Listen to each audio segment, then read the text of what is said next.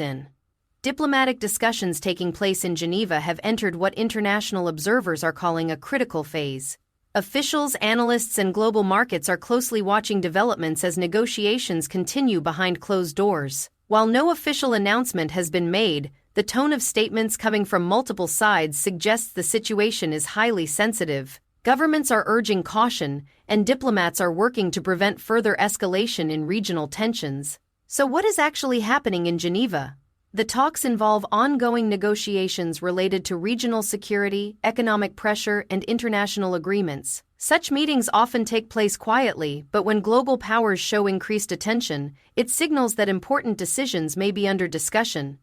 In recent days, political leaders have issued carefully worded public comments. None of the statements confirm a breakdown in diplomacy, but they also do not suggest a final agreement has been reached. This middle ground is what analysts describe as a fragile diplomatic moment. Why does this matter to the world? Because diplomacy is often the last step before either stabilization or increased confrontation.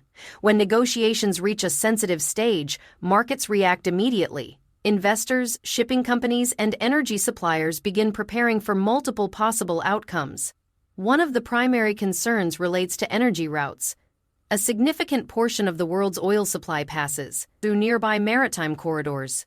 If tensions increase, transportation costs rise and global prices can respond within hours. Financial institutions monitor these developments closely. Even rumors or uncertainty can influence trading decisions. This does not mean conflict is certain, but uncertainty itself has economic consequences. At the same time, military observers are monitoring defensive readiness in the region. Increased patrols, security alerts, and surveillance activity do not necessarily indicate an upcoming conflict. Often, they are precautionary measures taken during sensitive negotiations.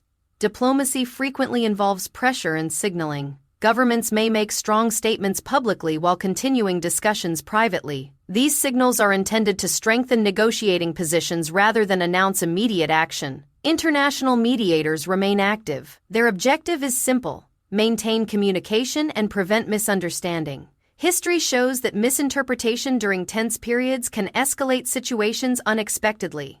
It is important to note that no country has declared war and no official military action has been announced. The current focus remains on negotiation and dialogue. So why are people concerned? Because the stakes are high. Regional stability affects global economics, energy security, and international relations. A positive diplomatic outcome could reduce tensions and stabilize markets. A negative outcome could increase uncertainty and political pressure.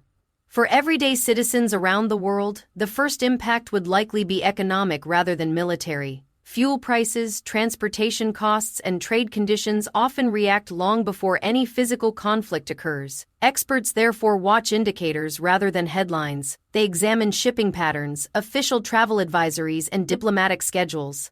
These signals help analysts understand whether tensions are easing or increasing. At this moment, communication channels remain open. Negotiations have not collapsed, and discussions continue. This suggests all sides still prefer a diplomatic solution.